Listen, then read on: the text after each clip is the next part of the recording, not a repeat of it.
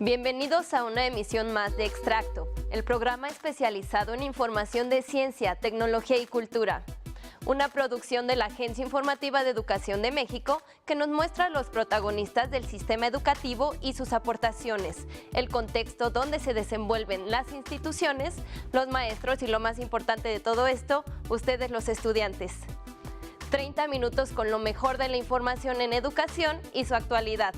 Soy Elis de León y los invito a abrir la semana con este programa de nombre Extracto. Comenzamos.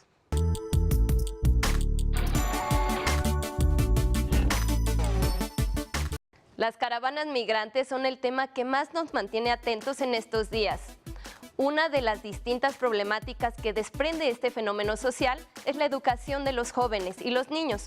Por eso las autoridades mexicanas ofrecen su apoyo para atender a estas personas en ese sentido. La educación es un derecho universal. Se tiene que garantizar su acceso a ella sin importar la situación en la que se encuentren las personas, en especial a los niños, niñas y adolescentes. Un ejemplo son los migrantes, aquellas personas que abandonaron su país o ciudad para buscar mejores oportunidades laborales y educativas. Actualmente, una serie de caravanas de migrantes centroamericanos recorren México, la mayoría con el objetivo de llegar a Estados Unidos. Cerca del 30% de los migrantes son niños, niñas y adolescentes, quienes abandonaron sus estudios para viajar ya sea con sus padres o incluso solos. El gobierno mexicano ha sido muy claro en su postura de ofrecer un trato apegado a derecho y eso incluye atender a los niños migrantes en materia educativa. Independientemente de su condición migratoria o de la decisión propia o de su familia, lo importante es saber que cualquier menor de 18 años tiene derecho a la educación y en ese sentido la educación es la principal herramienta o es uno de los principales derechos que se tiene que garantizar para que niñas, niños y adolescentes puedan desarrollarse de manera plena y después tener acceso a otras oportunidades. El presidente Enrique Peña Nieto anunció el programa Estás en tu casa, en la que los viajantes podrán solicitar la condición de refugiados y en lo que concluye su trámite se les brindarán distintos beneficios. Tenemos que diferenciar, digamos, a los niños y familias que están ahorita en un proceso de solicitud de asilo o refugio, que desde, digamos, en su entrada en Tapachula han decidido iniciar ese proceso de solicitud de asilo y de refugio, que bueno, ellos están pasando en este momento por un proceso de registro y posteriormente, esto fue un anuncio que se hizo desde Presidencia de la República, son incorporados a un programa que se llama Esta es tu casa. En ese programa se toman diferentes medidas que tienen que ver desde darles una CURP, darles una opción a sus padres, madres de empleo e incorporarlos al sistema educativo. Entre los gobiernos federal y los gobiernos estatales se impulsa una cercana colaboración entre ellos. Habrá que dialogarlo con los gobiernos estatales, cómo se da, digamos, el proceso y en qué escuelas. Digamos que a partir del momento que ellos ya tienen este documento y ya están inscritos en el programa, pues tienen libertad de tránsito en algunos estados. Entonces, principalmente ahorita se dijo que es Chiapas y Oaxaca. Yo supongo que allí ya debe haber un diálogo directo con los gobiernos de esos estados para, digamos, atender. Ahora, el número de niñez y adolescencia tampoco es un número que desborde las condiciones del sistema educativo nacional. Entonces, obviamente, probablemente sea de manera progresiva, pero bueno, se tendría que tener las condiciones para darles acceso a este derecho. Pero no solo los migrantes que solicitan la condición de asilo se les brindará acceso a la educación, pues aquellos que deseen continuar con su trayecto hacia Estados Unidos, también se les garantiza este derecho de manera ambulatoria. Yo entiendo que, por ejemplo, en el recinto ferial que estaba en Tapachula, había presencia de CONAFE y de la Secretaría de Educación Pública, y allá había alrededor de 1,600 personas. Podría haber pues, soluciones, y sobre todo para los lugares donde se quedan más tiempo, como es la Ciudad de México. Estas medidas no solo se han implementado con la llegada de los migrantes centroamericanos a nuestro país, sino también con aquellos mexicanos que se mudan a otro estado de la República. Para la migración interna ya se habían tomado medidas para que ellos puedan incorporarse a diferentes escuelas, incluso a mitad del año escolar. un poco porque lo que se tiene que garantizar es el derecho a la educación de esas niñas y niños. Entonces ya se han tomado medidas para que las escuelas puedan recibirlos de manera incluso itinerante. Un poco la idea es que las niñas, niños y adolescentes no suspendan sus estudios. Por el contrario, pues dotar las garantías necesarias para que ellos puedan continuar estudiando y de esta forma, una vez que ellos tengan ya ese documento de identificación, por ejemplo, pues puedan incorporarse a algún plantel educativo público.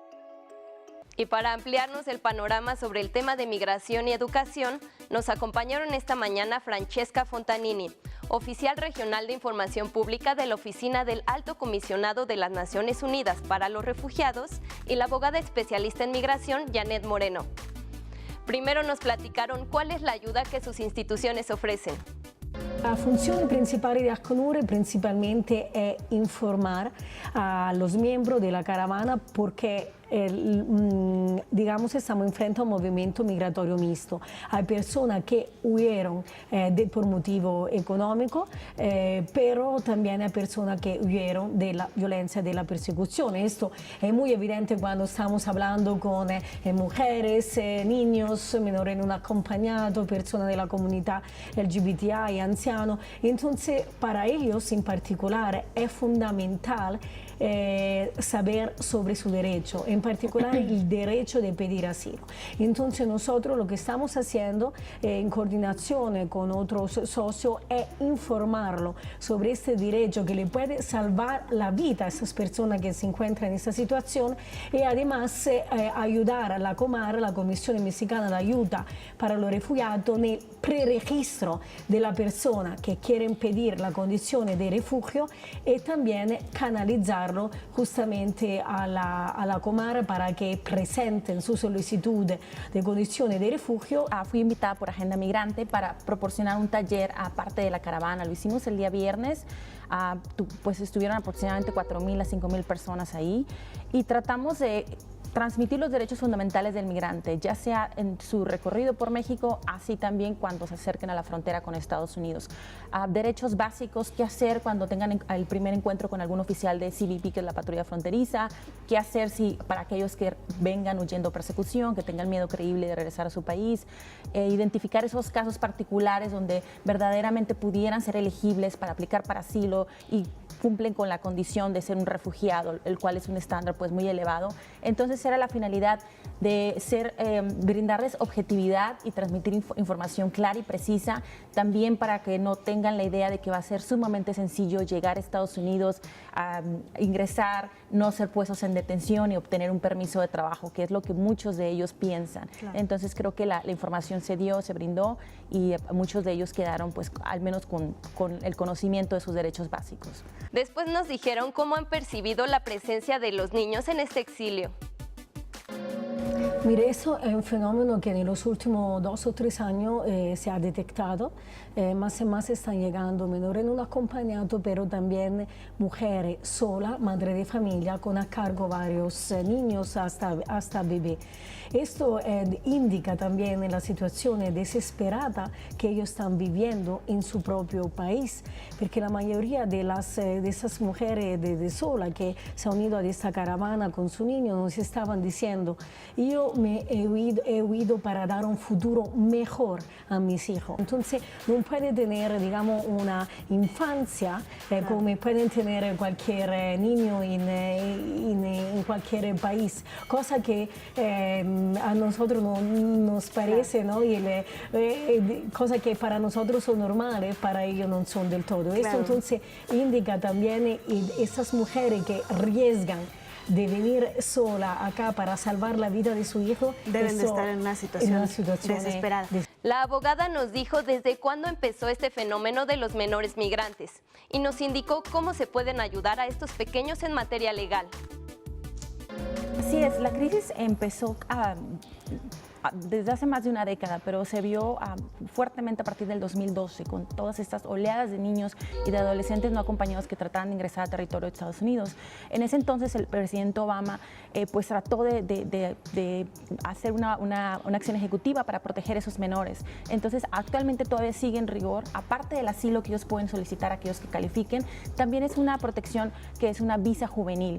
Entonces con ese estatus, esas personas, esos niños y menores que lleguen a la frontera solos, que sean menores de 18 años y que comprueben que al menos uno de sus padres lo abandonó, fue negligente con él o hubo algún tipo de abuso físico, psicológico, pueden calificar para este tipo de visa que eventualmente les daría una residencia. Tiene que ser por parte de los padres. Por parte de los padres, así es, papá o mamá. Finalmente, Francesca Fontanini nos platicó qué tipo de programas de apoyo realizan hacia los migrantes. ACNUR colabora sea con organizaciones de la sociedad civil, sea con el gobierno, con municipalidades, también con el sector privado, para favorecer, para promover la integración local de los solicitantes de asilo y de los refugiados. Es muy importante también que quien pide asilo puede tener la posibilidad de trabajar durante el periodo de espera para la condición de refugiado, que según la ley nacional mexicana de 45 días hábiles que pueden ser eventualmente extendidos. En temas de cultura tuvimos otra invitada esta mañana, Daniela Guillén Guerra, directora de Mi Apellido Guerra, un proyecto interdisciplinario cuya historia se centra en Ana Luisa Guerra y su participación en la Liga Comunista del 23 de septiembre, un grupo guerrillero creado después del movimiento de 1968. Ella nos platicó de qué se trata este proyecto. El proyecto Mi Apellido Guerra surge en el año 2015. Yo tenía la intención de indagar en esta etapa de la vida de mi tía, Ana Luisa, y bueno, la idea era generar una pieza escénica. Yo soy artista escénica y quería realizar un proyecto a base de entrevistas con compañeros suyos de la Liga, familiares y demás, que me pudieran ayudar a reconstruir su paso por la Liga Comunista 23 de septiembre. Esto empezó en 2015 y el proyecto ha ido mutando conforme han surgido como nueva información, nuevos diálogos, nuevos acercamientos. Y bueno, el día de hoy presentamos en el Museo Universitario del Chopo una pieza documental que se llama Mi Apellido Guerra, documento escénico sobre la vida de Ana Luisa Guerra. Nos habló de cómo ha sido el proceso de armado y sobre lo que nos aporta para entender estos temas. La pieza se basa en 3 ejes, es la memoria, los movimientos sociales, aunque partimos de este movimiento que fue la Liga, pero que se ha ido expandiendo a otros movimientos que son consecuencia de tiempo pasado, y también la idea de querer indagar en la construcción del ser político. Nos indicó quiénes están involucrados en este trabajo. Somos un grupo de 13 artistas, disciplinas varias, desde periodismo, hay músicos, de las artes escénicas también, principalmente, programadores, porque también estamos intentando hacer una página para poder generar como un archivo que la gente pueda consultar más adelante. En esta ocasión, en la universidad, junto con el Museo Universitario del Chopo, que nos han abierto las puertas para permitirnos probar con ellos como este deseo de generar un formato que no es el habitual, digamos, ¿no? Claro. Entonces, pues bueno, estas son las personas y las instituciones que nos acompañan. Finalmente nos dijo cómo podemos seguir este proyecto. Estamos construyendo una página de internet. El proyecto se llama Guerra Flores, guerraflores.com, y ahí podremos encontrar toda la información. El proyecto se divide en 3 fases. Una de ellas es un volumen 1, que es la pieza escénica y toda esta investigación que se hizo y la traducción a una puesta en escena. El volumen 2 es el intercambio con otros artistas, donde intentamos como tejer líneas, ¿no?, entre intereses comunes para generar nuevas piezas. Esto puede ser desde los conversatorios, desde piezas de danza, etc. Y el volumen 3 nuestro deseo, ahorita estamos como generando el archivo, hacer un documental, un largometraje que esperamos podamos concluirlo para 2021, que nos hable un poco de la situación de la compañía en este contexto también y con este proyecto en específico. Las universidades interculturales se han consolidado como una alternativa educativa para retomar y revalorar la riqueza de las distintas regiones del país. Estas casas de estudio ofrecen carreras con un enfoque local para responder a las necesidades globales. Conozcamos más de ellas en el siguiente reportaje.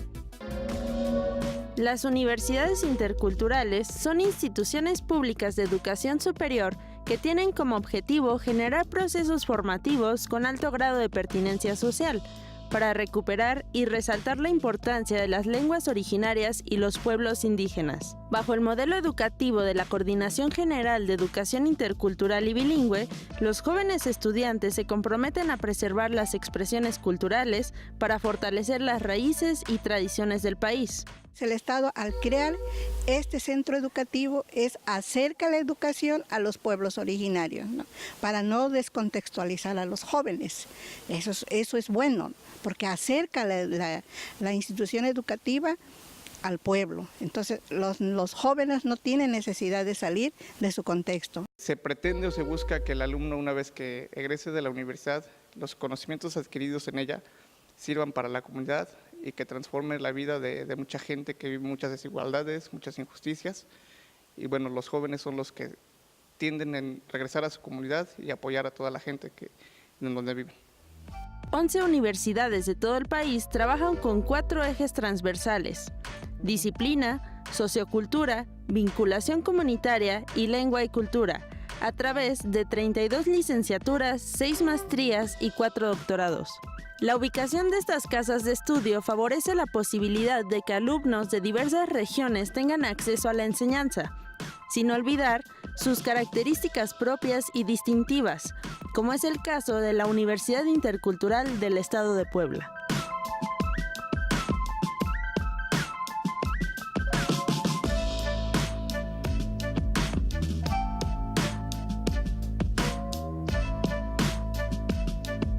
Localizada en la Sierra Norte de Puebla, en el municipio de Huehuetla, busca impulsar la formación de profesionales especializados en el desarrollo humano, económico, social y cultural. Su espíritu se ve reflejado en la integración de estudiantes de los 7 pueblos originarios y sus lenguas del estado de Puebla: Totonacú, Mixteco, Ñañu, Nahua, Mazateco, Niguigua y Tepegua. Yununa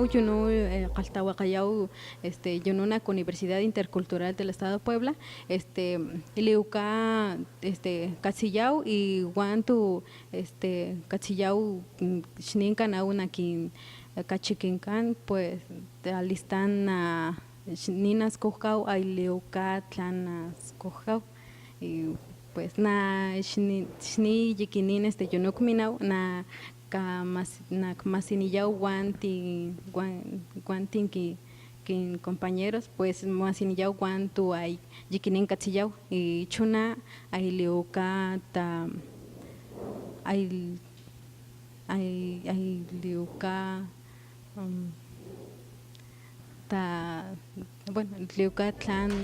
Actualmente, la universidad continúa trabajando en la creación de posgrados que propician la vinculación con los pueblos indígenas por medio de las maestrías de ambientes interculturales de aprendizaje y la de ciencias en manejo sustentable de recursos naturales.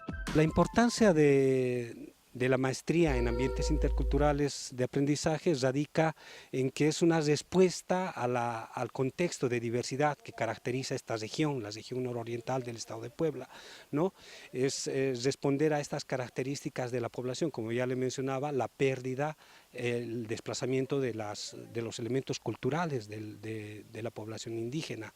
En este caso de esta maestría propiamente de recursos naturales, que puedan tener un manejo amplio de cómo los pueblos originarios han logrado la sustentabilidad y de esa manera hacer que los conocimientos teóricos, metodológicos, científicos puedan converger en estas prácticas. Entre los objetivos de este espacio académico está la propuesta de crear un diálogo permanente con las comunidades por medio de la participación de los estudiantes en proyectos de vinculación comunitaria y las prácticas clínicas. A través de este programa de vinculación comunitaria nosotros nos internamos dentro de las comunidades, principalmente indígenas, en donde pues nosotros tratamos de diagnosticar problemáticas que se presentan dentro de las comunidades, y a través de ello nosotros proponemos alternativas, pues ya sea para producción, no sé, producción de café, producción de vainilla, etcétera. Entonces, en base a ese tipo de productos,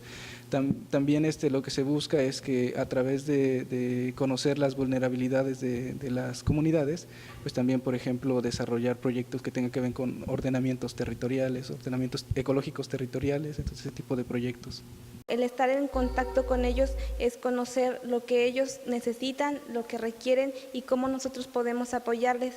Es como ver al mundo desde otra perspectiva, no solamente de un sistema como tal, sino más bien de satisfacer las necesidades que en este caso las personas requieren. No solo se busca enseñar la importancia de las lenguas originarias, también se presenta el programa de la enseñanza de inglés, materia que ha permitido la movilidad de estudiantes. Nosotros estamos creando material intercultural, que la enseñanza del inglés sea de acuerdo al territorio y que en determinado momento les sirva también para otros territorios. Al aprender inglés tenemos la oportunidad de, por ejemplo, ir a otros lugares a representar nuestras comunidades. El intercambio con instituciones nacionales e internacionales es una herramienta y un puente de interacción permanente entre la enseñanza, el aprendizaje y la investigación. Yo he tenido el privilegio de ir a representar a mi casa de estudios a nivel nacional a la Universidad Intercultural de Sinaloa. Posterior a eso también he tenido la oportunidad de ir a hacer un curso, un diplomado en la Universidad de Stanford, que se encuentra en California, USA. Consistió básicamente en hacer jóvenes líderes en estudio de crimen y gobernanza, así como las políticas públicas que se han implementado en materia indígena, en materia no indígena, en materia de desarrollo municipal, estatal y federal. El tener la oportunidad de salir a otro país es como un conjunto y todo engloba un solo ser. Digamos que la manera, la perspectiva en la que ves las cosas las empiezas a ver desde diferentes enfoques. Entonces, cuando tienes estas oportunidades, el trato que le das a la comunidad en este caso es totalmente distinta, porque aprendes a verlos desde otra perspectiva. Anímate es una interesante muestra que organiza el Centro Cultural de España en México, en el que niños de diferentes edades realizan animaciones en stop motion. ¿Quieres conocerla? Vamos a ver la nota.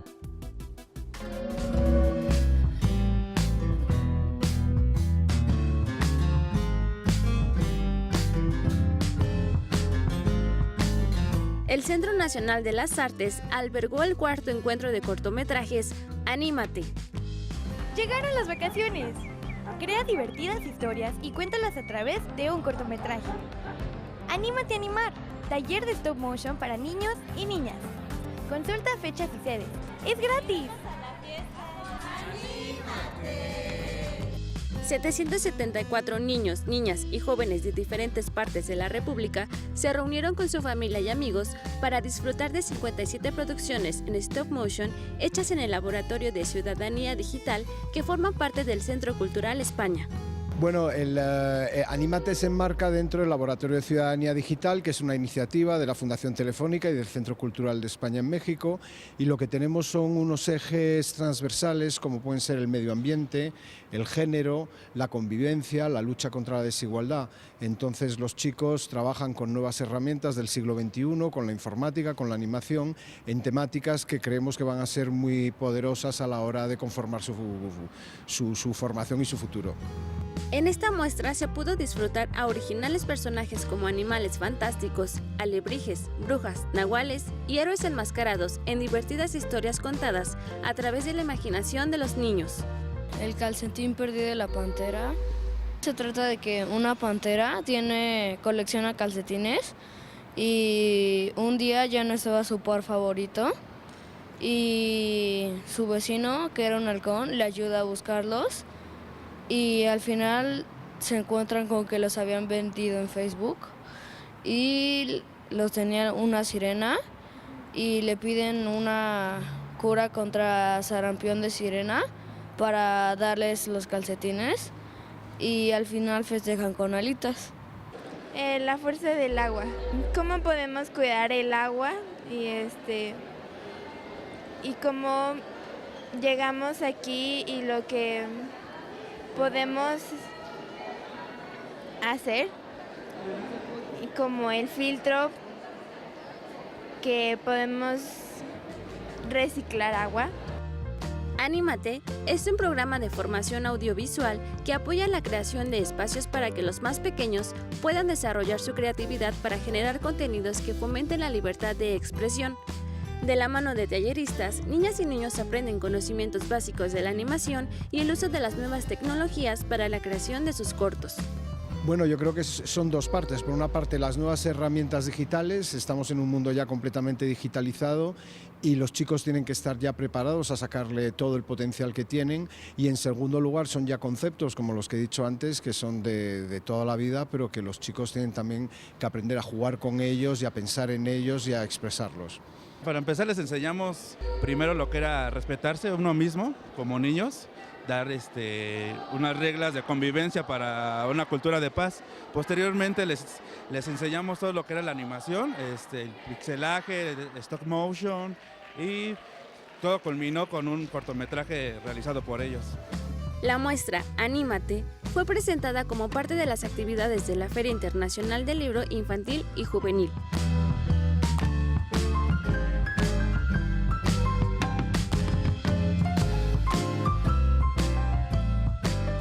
Y con esto despedimos una emisión más de Extracto, en la que pudimos disfrutar de una excelente selección de información educativa en temas de ciencia, tecnología y cultura. Les invito a que sigan nuestra programación con los distintos espacios que preparamos durante toda la semana para ustedes. No se pierdan de lunes a viernes la revista de información educativa de la mano de Ana Cristina Olvera y Omar Cepeda, de 9 a 10:30 de la mañana en Interfaz. Y a las 9 de la noche sintonicen EduByte con mi compañero Enrique Lascano, quien nos traerá lo más relevante de la agenda educativa. Y cierren el día con este programa de nombre Extracto. Les recuerdo que pueden seguirnos en nuestras redes sociales. Soy Elis de León y en nombre de todos los que hacen posible este programa, muchas gracias por su atención. Que tengan un excelente inicio de semana.